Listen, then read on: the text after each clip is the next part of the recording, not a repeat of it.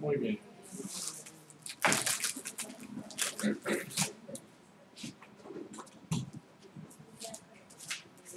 Pues muchas gracias a todos de nuevo por estar aquí con nosotros en esta segunda sesión de ideas para este año. Esta vez agradecemos el trabajo en conjunto que prepararon pues, el doctor Juan Enrique Huerta Wang con el doctor Emanuel, te quería decir Elías, lo siento, Emanuel. Y pues es un tema que hoy en día, con las preocupaciones económicas que estamos pasando, con todo el estrés que la gente está pensando en lo que viene en este siguiente año y este futuro, pues queda pues como guante, ¿no? Entonces agradecemos este tema sobre la desigualdad, cohesión, movilidad, que es un tema que en realidad nos impacta a todos, incide en lo que todos estamos haciendo y viviendo. Entonces, pues les agradecemos. Cuando estén listos para hacer preguntas y respuestas, como está en transmisión en vivo, por favor, empujen el microfonito, se enciende la luz, cuando acabe su contribución, lo vuelven a empujar para apagar. Gracias y bienvenidos. Gracias, pues qué bueno que vinieron, muchas gracias por haber venido. Bueno, parte de esta es una encuesta que es parte de un trabajo mayor, parte de un proyecto de investigación del Fondo de Desarrollo Social, que después se sumaron UPAEP, fondos institucionales y el Centro de Estudios de las Iglesias. Se alcanzó, digamos, para empezar esta iniciativa que se llama la Cátedra de Valores de las Iglesias, que vincula al Centro de Estudios de las Iglesias y a UPAEP, alojado en el posgrado de Planeación Estratégica.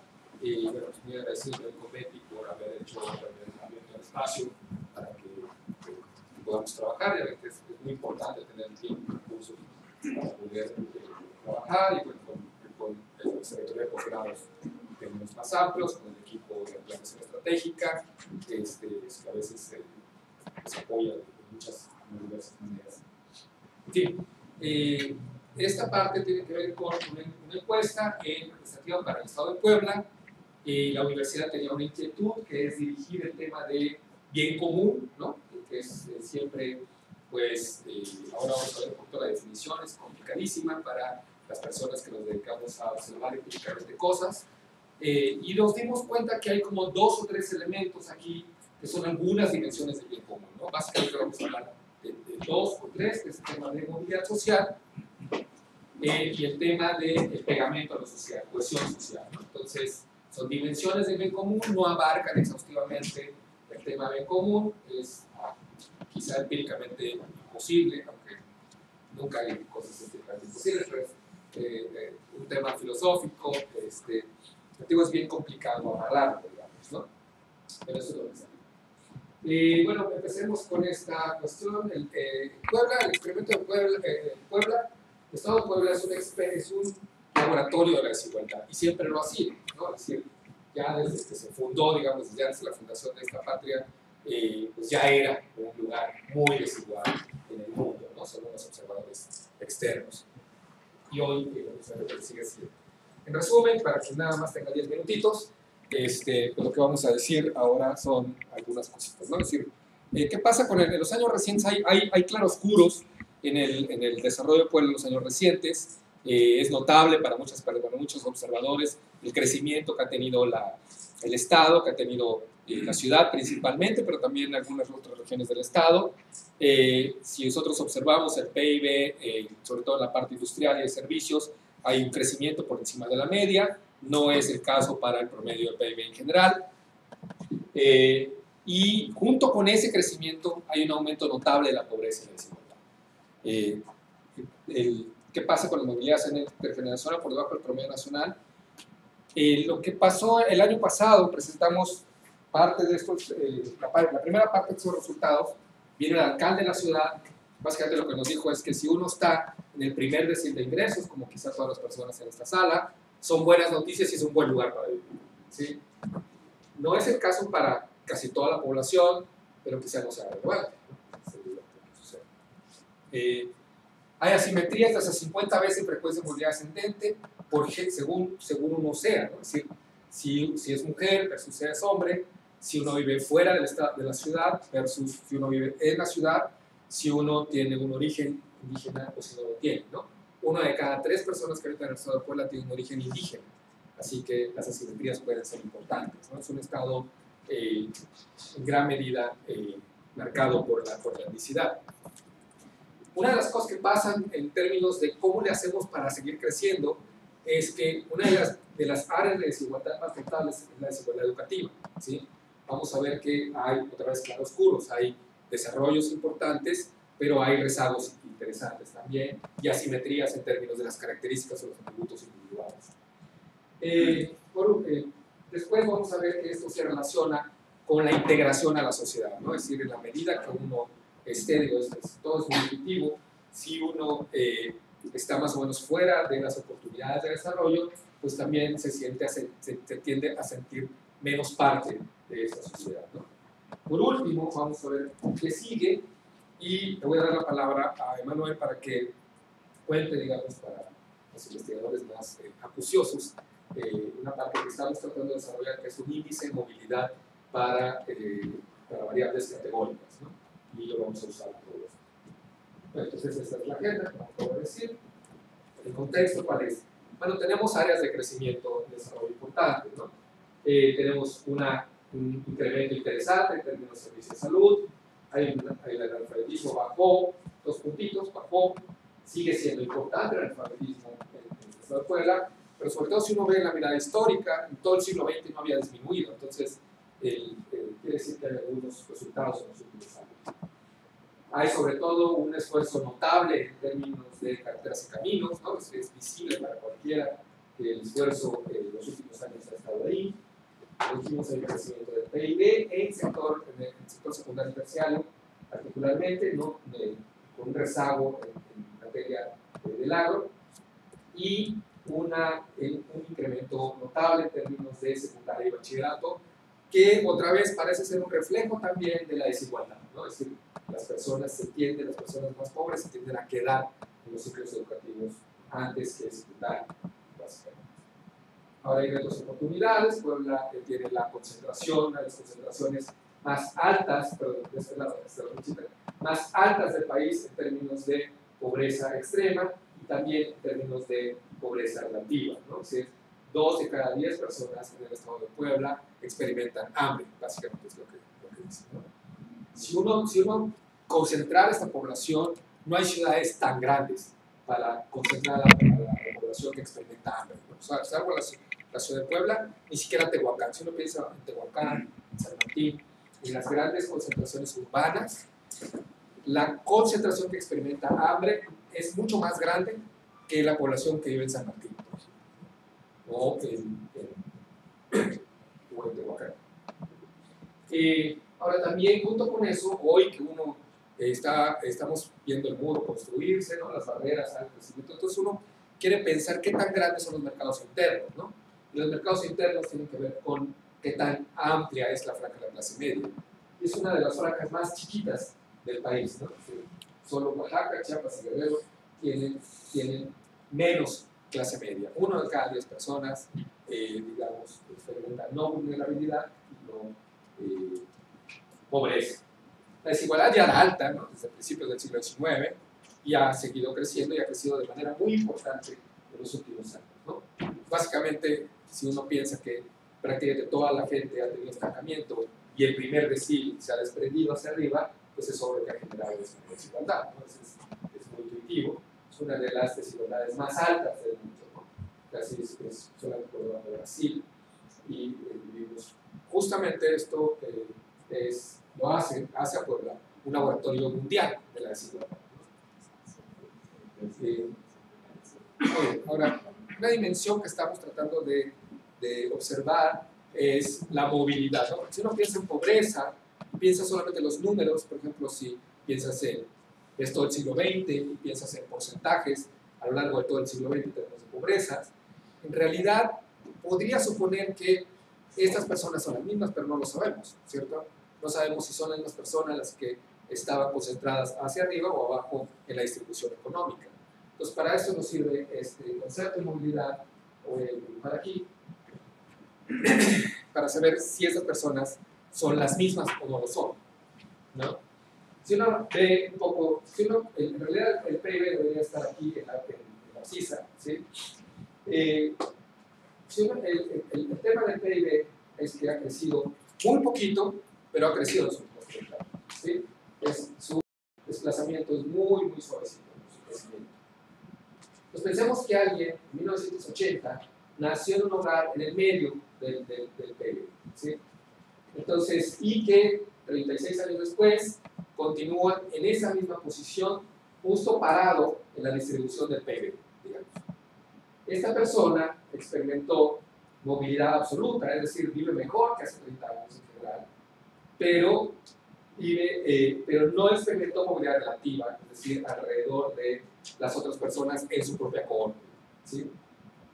En cambio, esta persona, ¿sí?, nació, pensemos que está justo junto, también parado en la curva de distribución del PIB, y su ingreso se mantuvo a lo largo de los años. Esta persona experimentó un descenso en términos del promedio, y también experimentó un descenso en términos relativos.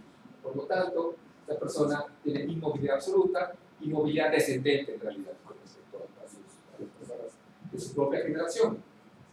La persona A es una persona que experimentó movilidad, ¿no? Es un becario por decir, que experimentó movilidad ascendente en términos absolutos y relativos. ¿Okay? Entonces lo que vamos a ver es en qué medida, esto es una medida de las oportunidades disponibles en un sistema social, ¿sí?, en una sociedad de calidad. Si los apellidos en las clases medias y altas son siempre los mismos, entonces es una medida de estancamiento, por ejemplo, es una forma de acercarse. ¿Para qué hacemos esto? ¿Para qué hacemos este tipo de medidas? Bueno, hay tres razones principales, ¿no? Una es evaluar discriminación efectiva, ¿no? Si siempre las mismas personas, por sus atributos individuales, es decir, nosotros somos hombres, somos mujeres, ¿no?, tenemos cierto tipo de piel, tenemos cierto tipo de estatura, si hay personas dejadas a un lado de manera sistemática, eso es una medida de discriminación efectiva. ¿Okay? Entonces el coro griego dice so what, o sea, ¿y luego qué? ¿Qué con eso? ¿Sí? Bueno, el problema está cuando queremos, y la cosa que digo siempre es, ¿por qué Uruguay le gana siempre al fútbol a México? ¿No? Es decir, nosotros vemos un partido Uruguay-México y podemos apostar por Uruguay más o menos con relativa certeza. ¿Por qué? Bueno, eso viene de un sistema no meritocrático para jugar fútbol, ¿no? Es decir, en realidad tu población elegible es mucho más pequeña que la población elegible de un país que es mucho más pequeño, ¿no? Es decir, si el sistema es meritocrático y todas las personas tienen la misma posibilidad de ser electas para cualquier cosa, por ejemplo, frívolo es el fútbol, pero para dirigir un plantel educativo, para un alcalde, para una posición gerencial, ¿no? Si todas las personas tenían la misma posibilidad de ser elegidas, entonces el sistema es más eficiente, ¿no? Tiene más personas por elegir. La tercera razón es, pensamos en México en realidad, dentro de la zona metropolitana de Puebla, casi nada más dentro de la zona metropolitana de Puebla, uno puede olvidarse que está en México en realidad, ¿no? Pero este país está en guerra en muchos lugares del país, ¿sí? Entonces, se nos olvida a nosotros, y nosotros decimos, no, saquen al resto de las calles, y tipo de cosas, porque estamos en relativa seguridad. Qué bueno que sea así, casi por obra y gracia de la providencia, ¿cierto? Sí, porque no ha habido un esfuerzo notable en seguridad pública, casi porque Diosito así lo mandó, ¿no? Es decir, casi por eso experimentamos paz social, ¿sí? Pero si unas personas son dejadas del lado sistemáticamente de las oportunidades y otras personas son incluidas sin importar el esfuerzo y talento de las personas, pues eso es posible que eso genere una ruptura social, ¿no?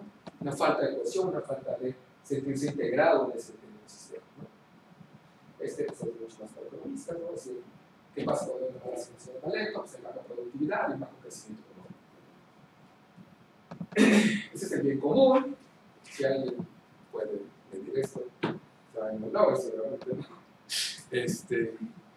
Pero bueno, lo bueno es sentar tantito para llegar ya a las mediciones de movilidad, ¿no? Las mediciones de movilidad, básicamente lo que estamos diciendo es cuál es el origen social de las personas, cuál es el nivel educativo de tus padres y cuál es el logro educativo que tú tuviste, ¿sí? Que las personas que nosotros entrevistamos tuvieron, ¿sí? Entonces lo que quiero llamar, aquí la veo. Lo que quiero hacer antes de pasar a la propia descripción de las gráficas, lo que quiero es recordar algunas cosas, ¿no? Según la Ley General de Educación, el nivel mínimo que garantiza el Estado para las personas es bachillerato, ¿no? De las personas, los estados luego dicen cosas, ya tenemos 9 años de escolaridad promedio. Bueno, 9 años de escolaridad promedio es una persona que terminó secundaria, ¿no?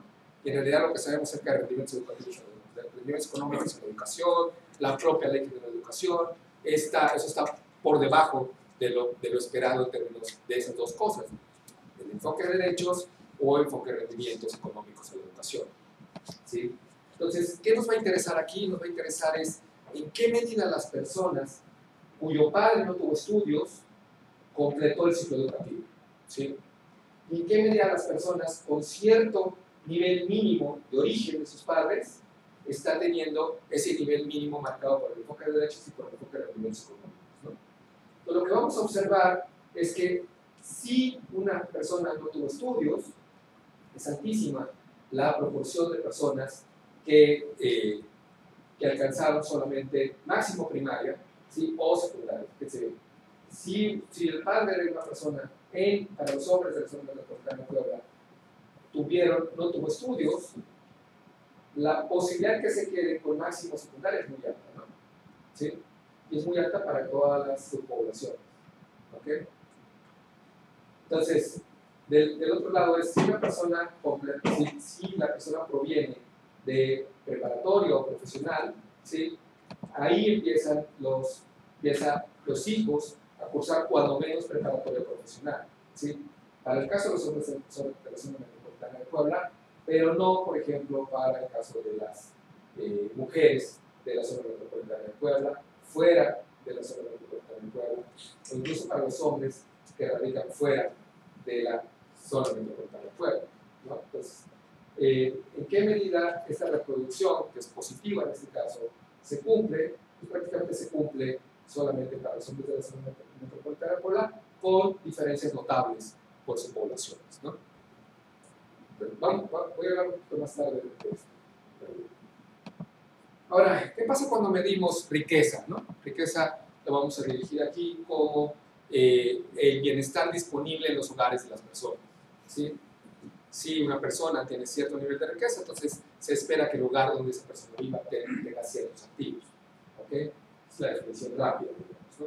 Y lo que hemos hecho aquí es dividir a la población total por quintiles, lo dividimos en 20%, entonces lo que nos va a interesar es en qué medida las personas van a reproducir, su condición va a resultar sin movilidad, van a reproducir las condiciones de origen, y la cosa que más nos va a importar es en las personas pobres, en qué medida van a reproducir ese origen social, ¿no?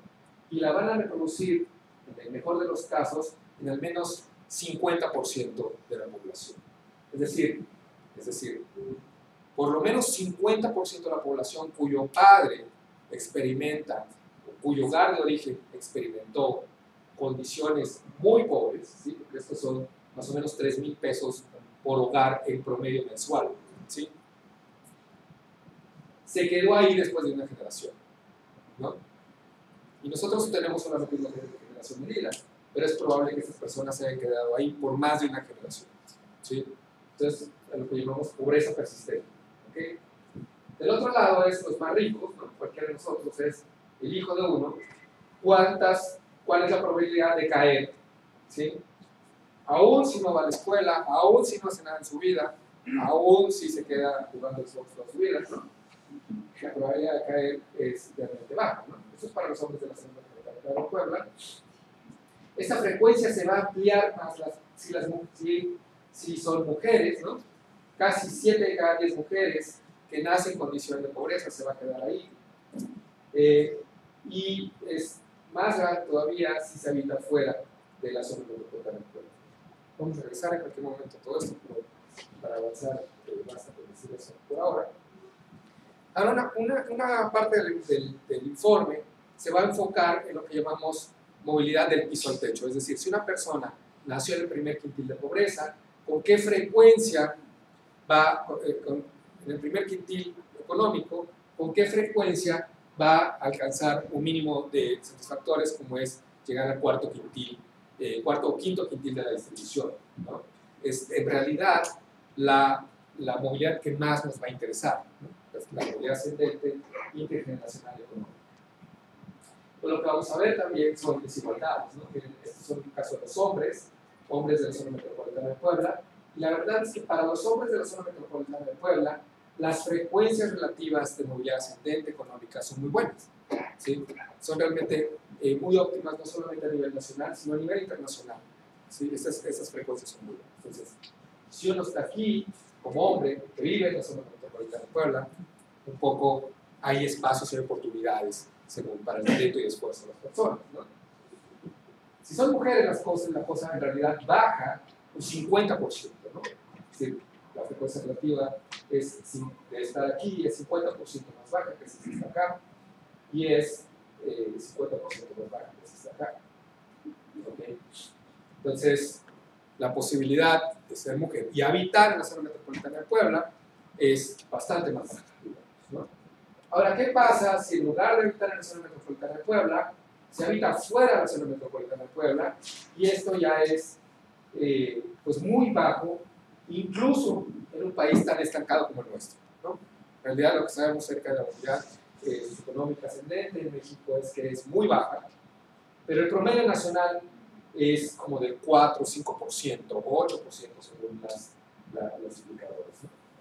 Que se desplaza del primer quintil al quinto quintil, y si uno vive fuera de la zona metropolitana de Puebla, van a ser bien bajitas las posibilidades de salir de ahí, ¿no? Las salidas de pobreza que van, digamos, del piso al techo de la distribución. Ahora, como dijimos antes, Puebla es un estado con una importancia indígena muy alta, ¿no? 1 de cada 3 personas tienen algún origen indígena. Entonces nos interesa saber con qué frecuencia las personas no indígenas, vamos a comparar la población no indígena con la indígena, ¿no?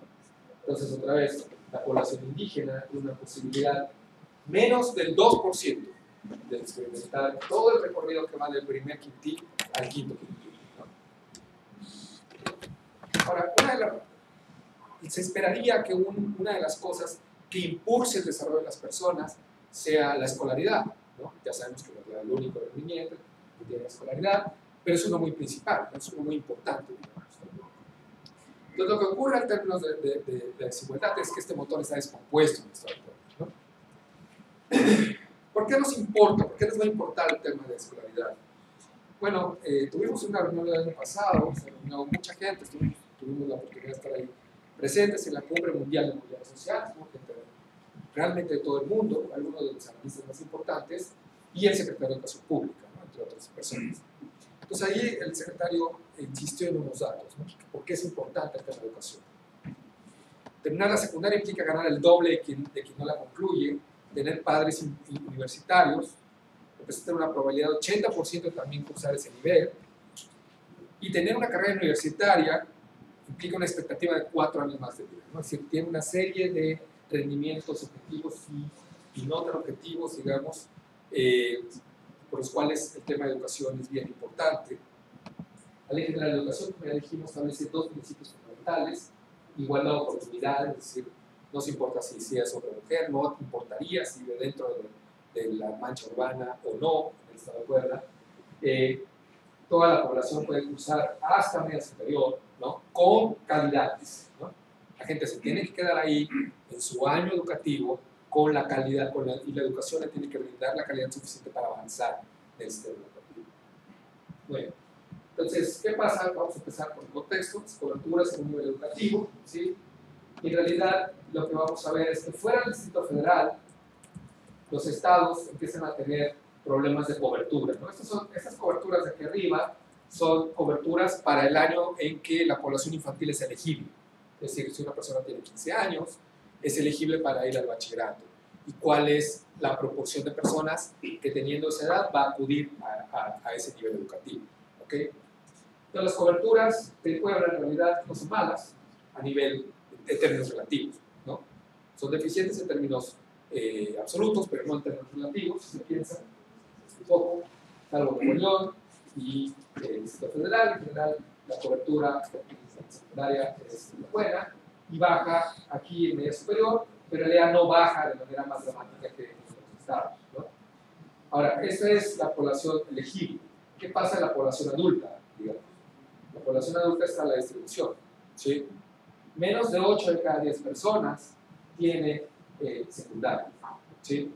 Y prácticamente la totalidad, 9 de cada 10 de las personas adultas en el estado de Puebla tiene, cuando mucho, preparatoria, ¿sí? Entonces, bueno, ya se puede saber por qué hay una relación entre educación y eso.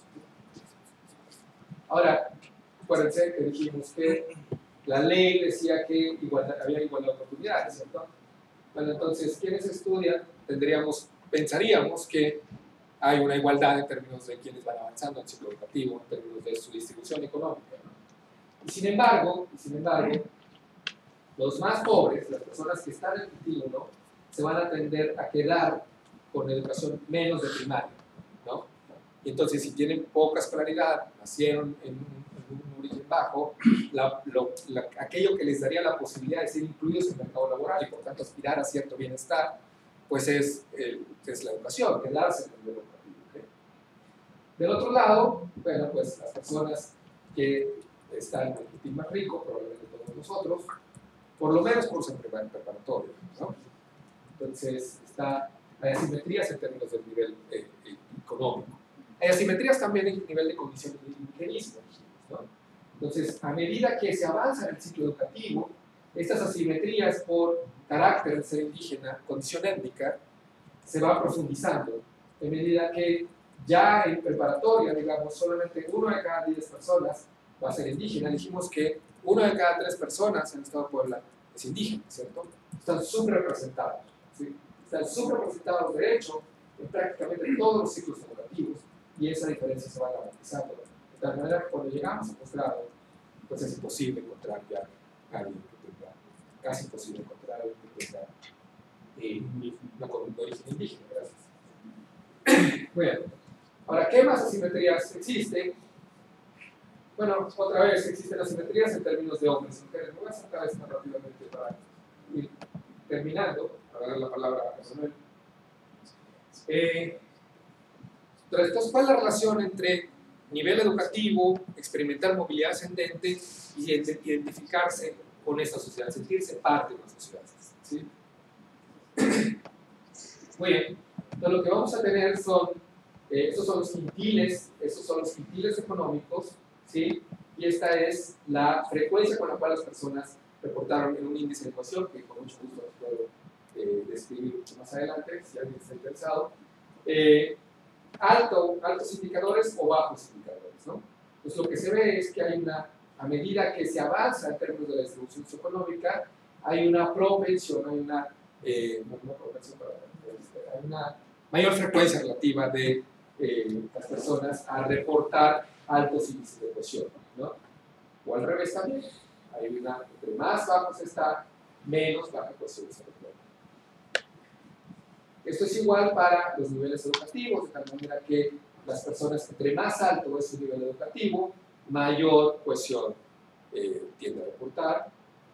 Esto es también cierto para el tema de movilidades, ¿no? Si son las personas que experimentaron movilidad del piso al techo, tienden a mostrar mucho mayor cohesión, por ejemplo, las personas que tuvieron estancamiento en la parte baja de la distribución económica, lo cual es relativamente, es muy intuitivo, ¿cierto? Es decir, entre más una sociedad me da una libertad efectiva, porque eso es lo que tiene que ver con ingresos laborales, tiene que ver con la posibilidad de mostrar, desplegar una mayor capacidad de ser, digamos, ¿no?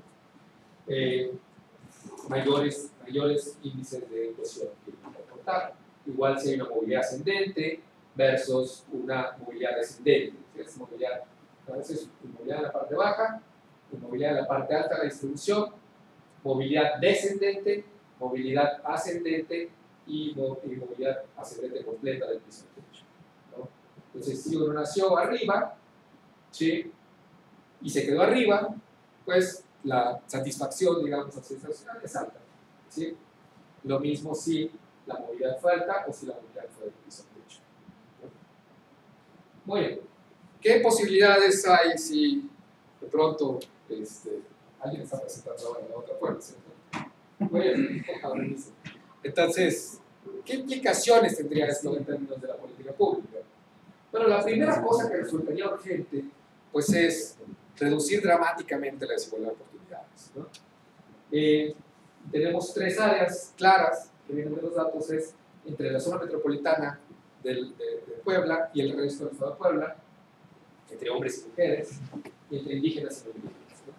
Ahora, lo que estamos proponiendo nosotros, digamos, de la parte de investigación, es que esta encuesta es una primera encuesta transversal de la que se espera hacer una encuesta panel. Y después hay que estar consiguiendo hacer esto, pero queremos ser capaces de hacerlo. Para hacer más eficiente el motor de la movilidad ascendente, ¿cuál es la educación, ¿no? Entonces, cumplir el artículo 3 en materia de cobertura. ¿Qué tal si Puebla es el primer estado del país en tener un reglamento de educación compulsoria, ¿no? No sé cómo se diga eso en español, pero es compulsory education, ¿no? Entonces, los países que han experimentado reformas de compulsory education son países donde se ve que las gráficas, por ejemplo, de Finlandia, todo el mundo habla de Finlandia, ¿no? Pero Finlandia tiene un antes y un después en términos de la reforma educativa que planteó el tema de compulsory education en los años 40. Antes de los años 40, en realidad, no era muy diferente a nosotros. Si uno bajó casi cualquier indicador, ¿sí? Si la gente se queda y hacemos que la gente se quede en el sistema educativo y ponemos eso al frente de la agenda política pública, tenemos demasiada evidencia en todo el mundo que eso es una primera causa de desarrollo económico en los países, ¿no? Vemos el caso de Corea, Finlandia, Suecia. Está muy estudiado, ¿no? Tenemos mucha evidencia de que establecer compulsory education es el principio de casi todo, ¿no? ¿Qué tendríamos como resultado? Bueno, tendríamos un engrosamiento de la clase media, un engrosamiento del mercado interno, ¿no? Si nos vamos a quedar aislados del mundo, pues vamos a finalizar el mercado interno. Entonces la voy a dejar aquí por ahora. Emanuel va a contar qué estamos haciendo, cuáles son algunos de los siguientes pasos, el desarrollo de cómo vamos a hacer esto. Pues todo esto es estadística descriptiva, ¿no? Necesitamos econometría, ¿cierto? Entonces nos va a indicar algunas de las medidas que estamos tomando. Bueno.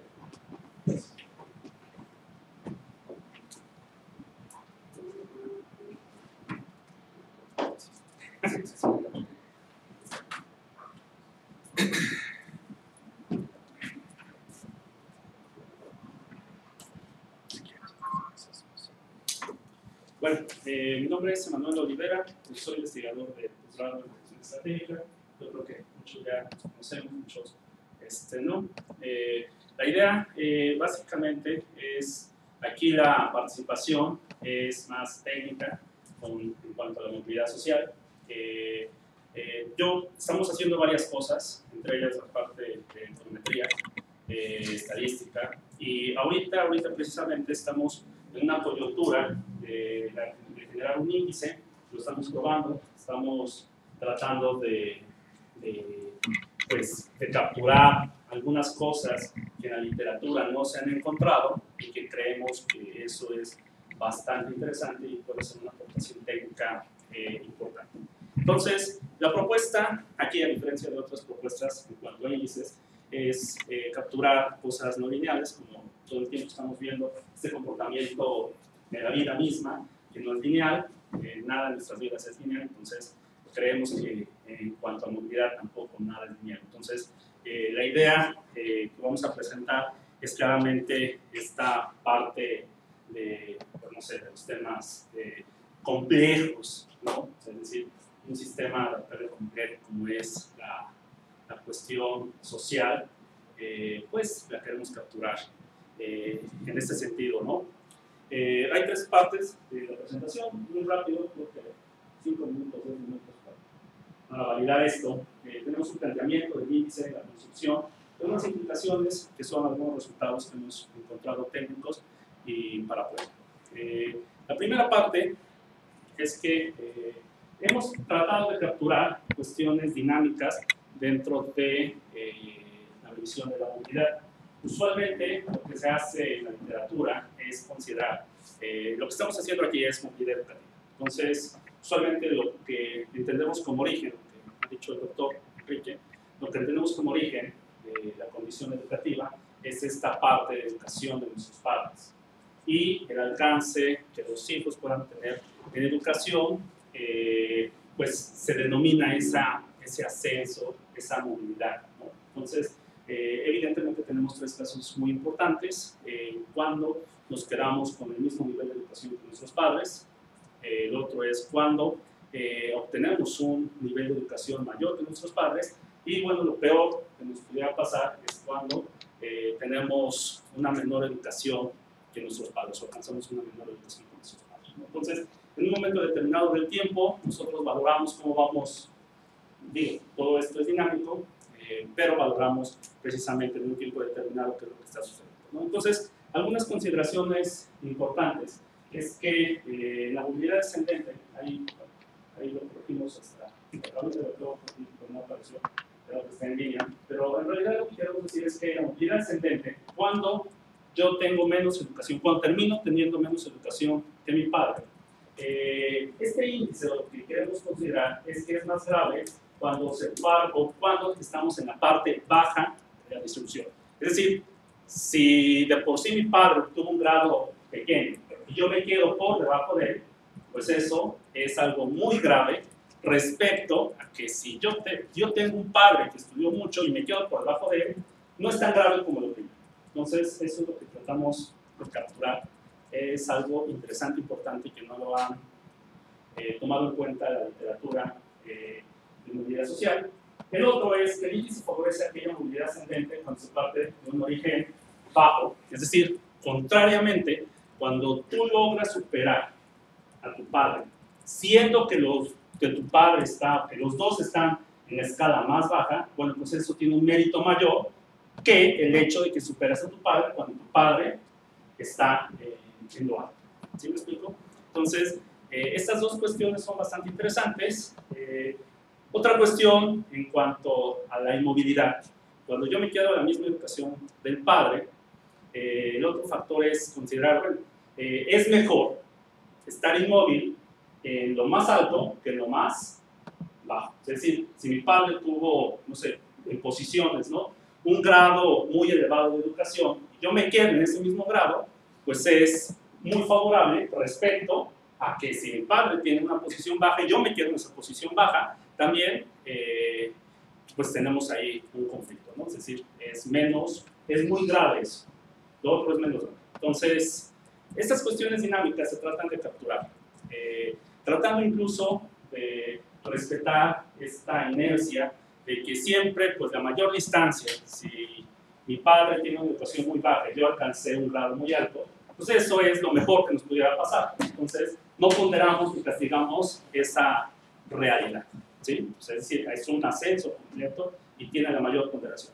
A la inversa, hacia abajo, que son esto de lo que hablo, las rupturas de las barreras, hacia abajo, consideramos que si yo tengo, mi padre tiene la mejor educación y yo me quedo en el nivel más bajo, pues eso es altamente castigado por el índice, ¿no? Entonces, en la literatura, además, no existe una revisión dinámica de la movilidad, simplemente lo que es usual es que se hace la diferencia entre años de estudio entre padre e hijo, o grados o posiciones educativas entre padre e hijo en términos absolutos, ¿no? Ahorita vamos a ver alguna de esas, ¿no?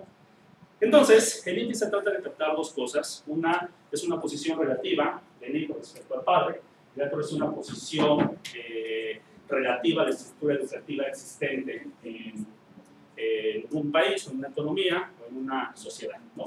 Entonces, la primera parte, simplemente, digo, esto es aritméticamente muy sencillo. La primera parte trata de decir, bueno, ¿cuánto tengo de educación? La proporción de educación que yo tengo respecto a la de mi padre. Y la otra parte interesante es cuántos grados o cuántas posiciones yo he alcanzado respecto a las posiciones disponibles, ¿no? Entonces, son dos medidas interesantes. Una involucra al padre y la otra involucra a la estructura educativa, ¿no?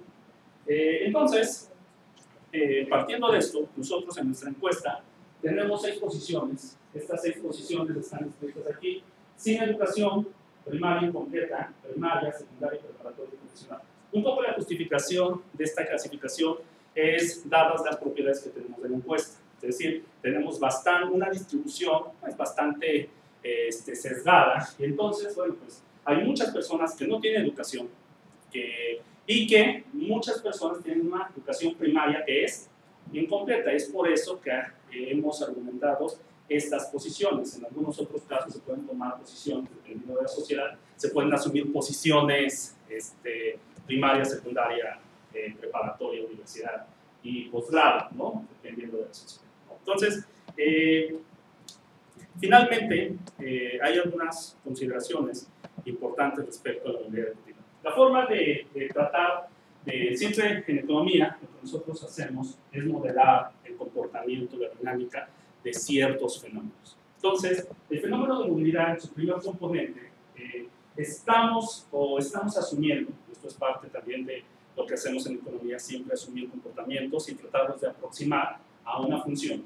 Y lo que estamos asumiendo es que la posición relativa del hijo respecto al padre es una función exponencial, ahorita lo vamos a ver más claramente, es una función exponencial, mientras la otra parte de la posición relativa respecto al número de posiciones disponibles es una función raíz cuadrada, ¿no? Matemáticamente vamos a mostrar en un momento. De tal manera que nuestro índice de movilidad no es más que el producto de estas dos dinámicas, el producto de estos dos comportamientos. Y el resultado, evidentemente, que tenemos es esta consideración, ¿no? Les faltó una. Aquí estamos graficando la educación del padre respecto a los rendimientos educativos del hijo. Consideramos, estamos asumiendo que a medida que la educación del padre es muy elevada, se esperaría que los rendimientos educativos del hijo sean muy elevados. ¿Sí? Es decir, si un padre estudió posgrado, esperamos que los rendimientos educativos de su hijo sean de un posgrado o incluso, bueno, o si estudió universidad, llegar incluso a un posgrado. Entonces tienden a ser, o sea, son crecientes y tienden a dinamizarse en una función exponencial a medida que la educación del padre es muy elevada. Y el otro comportamiento que queremos captar es básicamente que la educación, aquí es la posición respecto a las posiciones disponibles en la sociedad, primaria, secundaria, etc. El hijo obtiene rendimientos crecientes respecto al número de posiciones, respecto a los niveles alcanzados o a las posiciones alcanzadas en la estructura social, ¿no? En la estructura educativa. Entonces, a medida que yo tiendo, o a medida que yo asciendo en esa posición, los rendimientos educativos tienden a ser también crecientes, ¿sí? Entonces, tratamos de capturar estos dos comportamientos y lo que obtenemos como resultados muy generales. Todo esto todavía está en proceso de Hada y Pujar, etc. Pero los primeros resultados son que evidentemente el índice está acotado entre 3 y 1.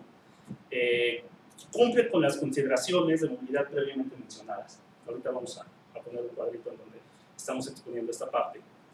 Tiene un rango y dominio positivo, evidentemente entradas positivas, que el doctor habló de los datos categóricos, y evidentemente las salidas también tienen un dominio positivo, que es lo que pues, nos interesa medir.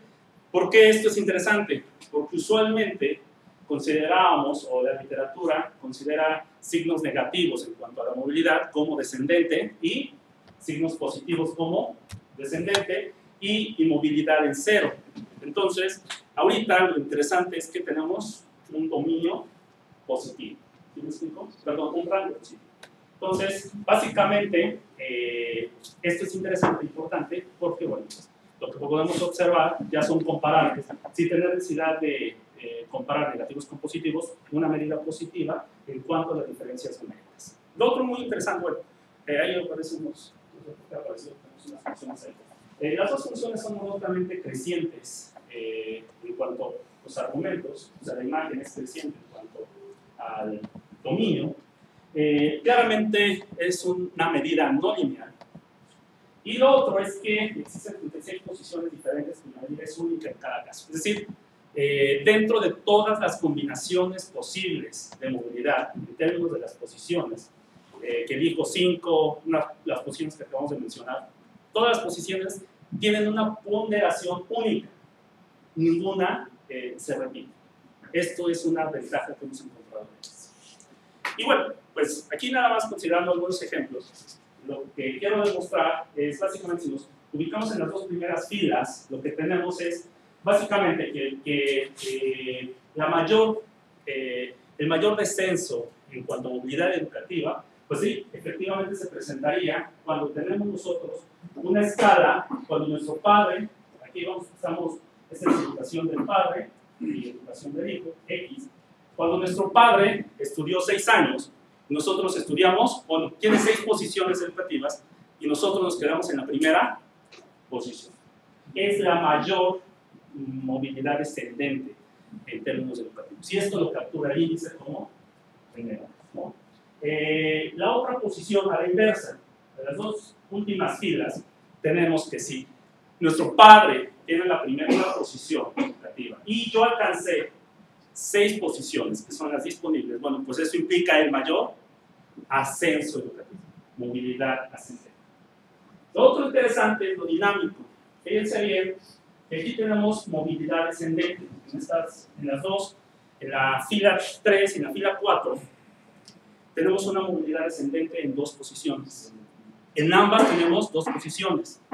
Sin embargo, el índice nos dice que es más favorable partir, o más bien, a pesar de que haya yo descendido 2 posiciones, es más favorable que yo parta que la educación de mi padre sea 4 y yo me quede en 2, que sea de 3, y la educación de mi padre sea 3, y yo me quede en 1. Es decir, evidentemente, entre mejor me quede, aunque experimente yo movilidad descendente, entre más arriba me quede es mucho mejor. ¿Sí me explico? Es mucho mejor. Entonces, esa dinámica, el índice lo captura de manera muy interesante. Cuando hay inmovilidad, que son estos ceros, cuando yo estudié 3, mi padre 3, y yo 3 posiciones, mi padre, yo 3 posiciones, 5 y 5, hay inmovilidad. Pero de acuerdo al índice, es más favorable que yo me quede arriba, inmóvil, es decir, que si mi padre estudió 5 y yo me quedo en 5, es mejor que mi padre estudió 3 y yo me quedé en. Entonces, en cuanto a inmovilidad, estamos hablando. Y ya la última parte, para finalizar. Cuando experimentamos movilidad, la movilidad se presenta, tenemos igual 2 posiciones, pero es mucho mejor ascender cuando yo parto de una posición muy baja. Es decir, que mi padre estudió mi padre tiene una posición muy baja y yo ascendí 2 posiciones. Es mucho más favorable, eso es mucho mejor en términos de la movilidad, que partir de una posición alta y ascender esas mismas 2 posiciones. Eso es bastante interesante para los resultados de movilidad y este índice lo captura. Algunos resultados para Puebla son los siguientes. Todavía estamos en el empuje, jale y todo esto. Estamos haciendo las pruebas correspondientes. Pero es un resultado preliminar. Dado que el índice parte de 3 a 1, nosotros clasificamos el índice en términos de su distancia total en 3 partes, ¿no? Entonces, lo que estamos viendo, según la encuesta de Puebla, es que en la parte inferior, 7% aproximadamente están en la parte inferior del índice. Y en la parte superior del índice está un 65%. Esto implica, en términos educativos, solamente en términos educativos implica, o tiene implicaciones muy importantes, ¿no? Estamos comentando, diciendo que al menos se ha experimentado movilidad educativa en Puebla, ascendente educativa en Puebla, y que han presentado, tenemos el 100% de los casos, en Puebla, el 65% de los casos han presentado movilidad educativa. No creemos que esto suceda si este índice lo utilizamos para movilidad económica, ¿sabe? Es decir, no creemos que suceda. Lo que creemos es que puede que esto se invierta. Pero al menos en educación, podemos poner variables de control como el número de universidades Puebla respecto al resto de México, etc. Podemos poner ahí varias cuestiones de control para poder defender esta situación, en donde, bueno, pues podemos encontrar resultados interesantes, pero esa es ahí a donde vamos. Entonces, pues, dejo la palabra al doctor. No, pues, Enrique, yo creo que esta es la ¿Preguntas y ¿no? respuestas? Entonces, Adelante con preguntas y respuestas, preguntas por y favor. respuestas. Recuerden con el micrófono. Sí. Gracias. Bueno, me parece muy interesante, llamada muy importante el estudio que están haciendo. Yo creo que estos temas de movilidad social son temas prioritarios. Bueno, siempre lo han sido y lo seguirán siendo, y más ahora con la coyuntura económica que estaban mencionando, ¿no? Un poco qué va a pasar aquí en los próximos años, no solo en Puebla, en México, en temas de movilidad, dado un entorno económico que siempre es favorable. Solo un comentario metodológico del índice. Yo creo que el tema aquí de la movilidad, estoy de acuerdo en lo que dice que es una línea. De hecho, cuando tengan un panel, ojalá lo puedan construir y ojalá sean las mismas personas a través del tiempo, que lo hace todavía más caro, ¿no? Cuando tengan el panel van a poder trabajar mejor esas dinámicas. Pero además de la no linealidad, yo creo que hay un tema muy importante y es que hay puntos de quiebre. Yo no creo que sea simplemente creciente, tiene que haber puntos de quiebre, especialmente en la parte socioeconómica. Y el lograr capturar esos puntos de quiebre en un método bootstrap para poder calibrar ese índice, yo creo que les va a ayudar mucho más, esos valores, esos rangos posiblemente también van a cambiar un poquito, ¿no? Entonces, ese es un tema. Y lo otro, de mismo la dinámica, creo que les va a servir mucho para ver algunos outliers. Al menos en la primera parte, en las primeras gráficas, en la de educación, sí pude ver que hay algunos puntos ahí extremos que habría que limpiar para poder mejorar un poquito más el tema del índice. Pero con corte transversal es difícil, ¿no? Yo creo que sí hay que sumar esfuerzos para que sea ya un panel. Sí, sí, esa es una restricción básica, el hecho de que observemos la situación en un punto único y no consideremos que ya es extender el tema. Entonces, no sé si ¿Alguien más? hay alguien más, alguna pregunta. sí, la verdad, felicidades, está interesante el tema. Yo de economía, cero, pero intuitivamente mi inquietud va en este sentido. Este índice, ¿por qué no incluye el fenómeno de la edad? Es decir, tiene más mérito un adulto que sigue avanzando a aquel niño que por inercia va avanzando en su movilidad. No sé si esto sea pertinente o no, pero yo lo que observo en las universidades es de que cuando tienes una oferta en términos de modalidad amplia, online, abierta, no solo la escolarizada, pues el índice creo que nada más se está acotando a lo tradicional. Y ya el mercado quizá tiene cierta diferencia con respecto a décadas anteriores. Sí. Ya recogemos, si hay más preguntas, recogemos más y después hacemos una ronda de respuesta. ¿Una otra? Aquí, Alfonso. Adelante, Yo creo que está bien interesante, ¿no? Y además es súper relevante, ¿no? Perdón, se me olvida a mí. Entonces, bueno, ¿no? Yo creo que es un índice muy relevante, sobre todo por la condición que ya describía con Enrique en un principio. El estado de Puebla es pues, de los más pobres, ¿no? Que en este gobierno se trató mucho, bueno, el que terminó, ¿no? Porque empieza hoy uno nuevo. Se trató mucho de decir que había habido logros en términos de la pobreza extrema, ¿no? Porque se había reducido apenas un 1%. En términos de la pobreza general, pues creo que es un tema todavía muy relevante porque se ocupa el cuarto o quinto lugar a nivel nacional de los estados más pobres, ¿no? Entonces, tratar de entender las causas que han hecho que esto persista, ¿no? Creo que es un tema muy interesante, ¿no? En particular quisiera más referirme a esta parte de la metodología también, más que crítica, creo que es una sugerencia, creo que es una buena idea combinar estas dos funciones, ¿no? Una tiene una cuestión exponencial, ¿no? La raíz tiende a tener estos rendimientos decrecientes, ¿no? Pero creo que son insuficientes para capturar la posibilidad de que en algún momento existan estos rendimientos marginales negativos, ¿no? Entonces me acordé de alguna técnica por ahí para calcular la estructura temporal de las tasas de interés, ¿no?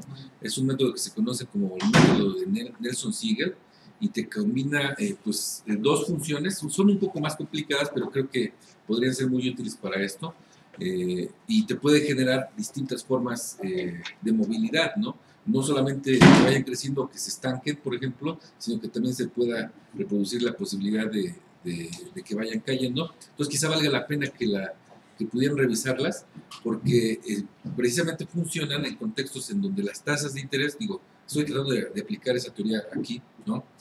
Donde las tasas de interés en un momento dado en el tiempo, ¿no? Tú solamente tienes tasa de CETES a 30 días, a 90 días, 180 días, pero quizá a ti te interesa tener una tasa de CETES a 9 días, y esa no está en el mercado. Entonces lo que tú haces es tratar de, con un corte transversal, que es lo que tú tienes en este momento, interpolar, ¿no? Con estos métodos que decía por ahí Karen de bootstrapping, ¿no? Tratar de interpolar y estimar para una observación, ¿no? Cuál es el valor que le corresponde, en este caso de la estructura temporal de las tasas, pero en este caso sería en términos de la movilidad social. Entonces, yo creo que van por el camino adecuado, creo que es un índice que puede ser muy interesante, no lo conozco a profundidad, pero creo que por ahí está la literatura y ha crecido bastante. Además de eso, pues hay muchos otros modelos, pero la única limitante que le veo a este que proponen es esta parte de la posibilidad de generar rendimientos negativos. Ojalá no me equivoque y no lo haya visto bien, pero si no, están estas dos posibilidades que creo que pueden ayudarles bastante, ¿no? Bueno, sería mi opinión. ¿Algo más? ¿Comentarios?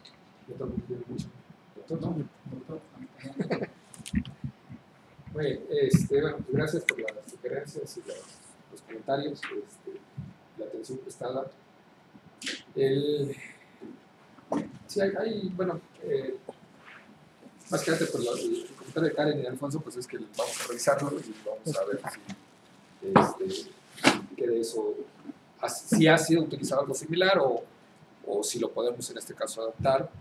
Si estamos apenas haciendo pruebas y si creemos que todavía le falta más, entonces es justo el momento y qué bueno que nos dieron la oportunidad de recibir la retroalimentación y lo vamos a checar. Gracias. Caso Juan Carlos, también es interesante que no hayamos prestado atención a estas cuestiones de rezago educativo, ¿no? Es decir, a veces tenemos índices de similitud, ¿no? que tratan de prestar atención al tema como rezago educativo, es decir, una persona que estudió, efectivamente que tiene 18 años y va a la prepa, pues tendría que tener algunas diferencias frente a la que está en la universidad, ¿no? Es decir, estas diferencias, si es adulta o tiene cierto alcance, también tendríamos que ver la manera de que el índice refleje esto. Y después están los estudios de cohortes, ¿no? Es decir, cuáles fueron las probabilidades de una generación de asistir al ciclo educativo con relación a otra generación, ¿no? Entonces está padre porque algo que siempre hacemos son cortes y que aquí nos han faltado, pues nos da la oportunidad de usar el índice y usando cohortes, ¿no? Muchas gracias. Muy bien. Todo el mundo tiene demasiada hambre. Bueno, Gracias a todos. pues muchas gracias. En realidad,